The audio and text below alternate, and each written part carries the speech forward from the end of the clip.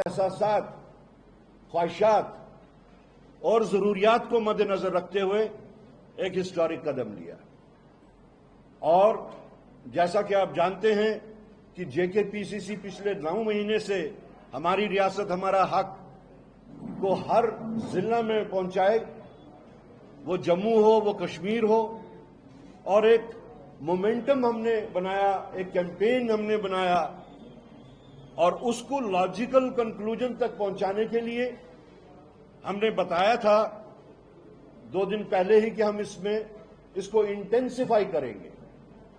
और उस इंटेंसिफाई करने के लिए आज हमारे जितने भी यहां पे सीनियर लीडर्स थे, हमारे जम्मू सूबा के ब्लॉक प्रेसिडेंट्स थे, कंटेस्टेड कैंडिडेट्स थे, उनकी यहां पे एक मीटिंग हुई और ये तय पाया गया कि अपनी बात में शिद्दत देने के लिए, अपनी बात सरकार के कानून तक पहुंचाने के लिए हम 20 तारीख को जम्मू में और 19 तारीख को कश्मीर में एक प्रोसेशन, एक प्रोटेस्ट करेंगे।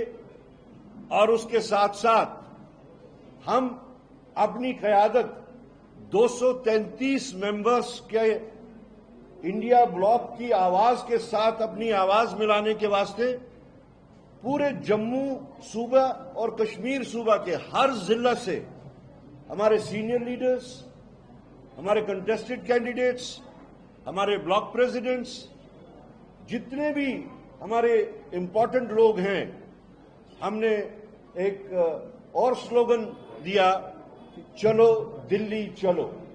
और हम लोग 21 तारीख को यहां से दिल्ली की तरफ रवाना होंगे और वहां उन 233 मेंबर्स की आवाज के साथ आवाज मिलाएंगे और वो 233 मेंबर्स, हम जो जम्मू कश्मीर से लोग जा रहे हैं जेकेपीसीसी की तरफ से, उनके साथ अपनी आवाज मिलाएंगे।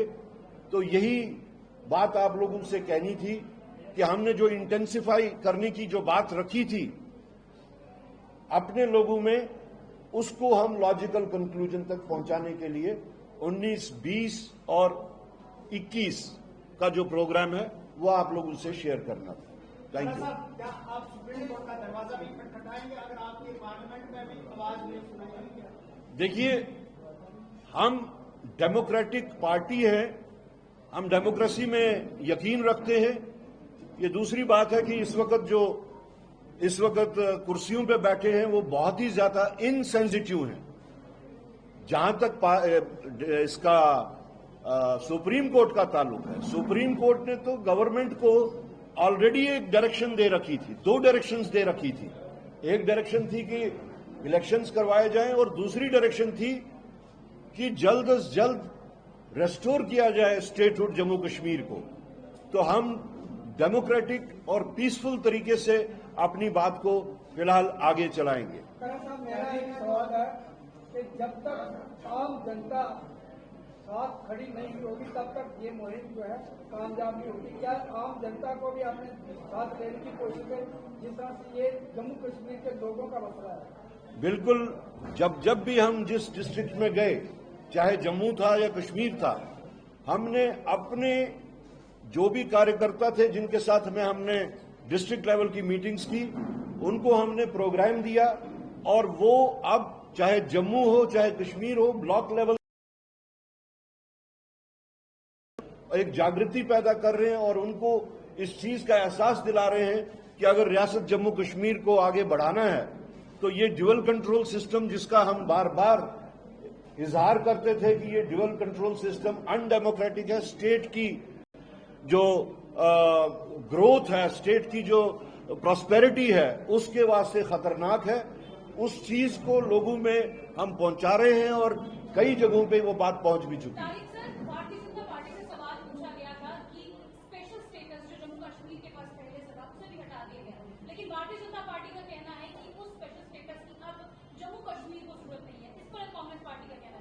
देखिए, Congress party is very clear. हमने अनएम्बिगुअस टर्म्स में ये बात पहले से ही रखी थी। जिस दिन से नेशनल कॉन्फ्रेंस ने असेंबली में एक बिल लाई थी।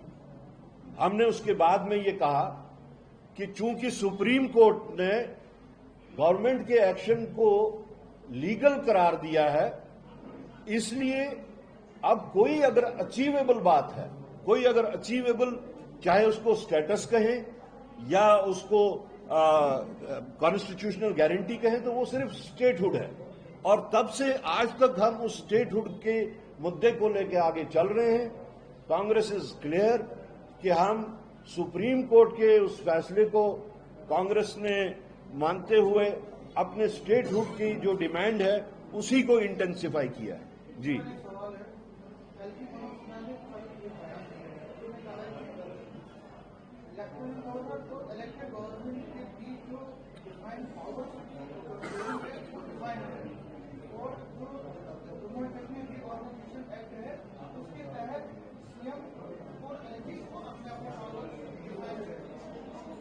देखिए, ये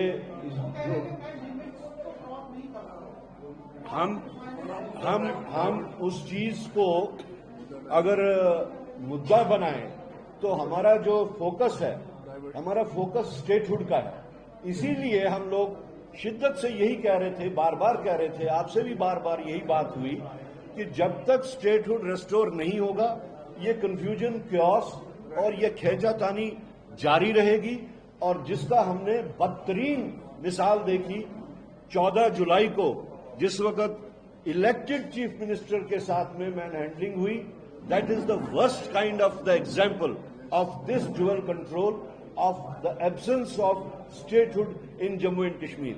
हिस्ट्री में आज तक जम्मू कश्मीर की ऐसा नहीं हुआ है कि सिलेक्टेड लोग इलेक्टेड लोगों को मैन हैंडल करें और उनको उनकी मूवमेंट को रेस्ट्रिक्ट करें।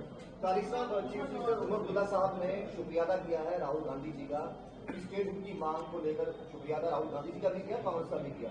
ऐसा तो नहीं है कि सरकार में तो इस समय उमर सरकार चल रही है, जम्मू कश्मीर में उन्हीं की सरकार है, राहुल गांधी जी ने मुद्दा या फिर कांग्रेस ने दोबारा स्टेटहुड की बात की है, तो उनको भी याद आ गया कि हमने भी लोगों से वादा किया था स्टेटहुड का।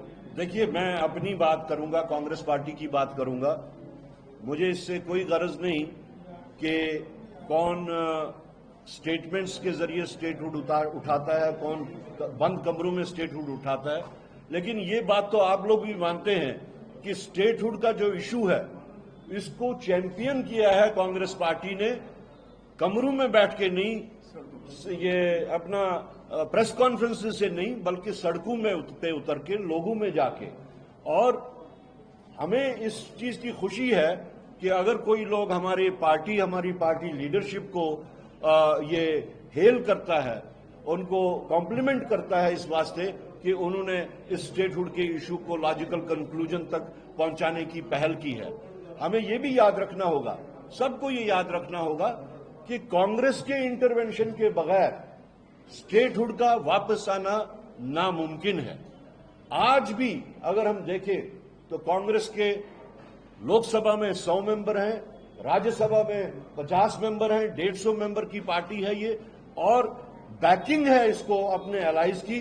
तो अगर देखा जाए तो ये 233 लोगों की चिट्ठी है, जो चिट्ठी राहुल जी और खड़गे जी ने प्राइम मिनिस्टर को भेजी है।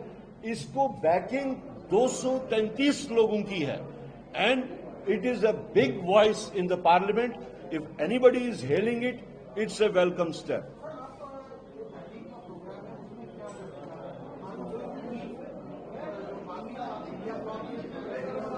देखिए, हमारा जो बुनियादी मकसद है, हम वहां जाके कोशिश करेंगे कि हम पार्लियामेंट का घेराव करें, हम पार्लियामेंट के सामने प्रोटेस्ट करें और अपनी आवाज, पार्लियामेंट सेशन को हमने इसीलिए चूज किया कि हमारी आवाज जो है वो 543 लोगों तक पहुंचे, जिसमें 233 मेंबर्स हमारी वहां वकालत करेंगे।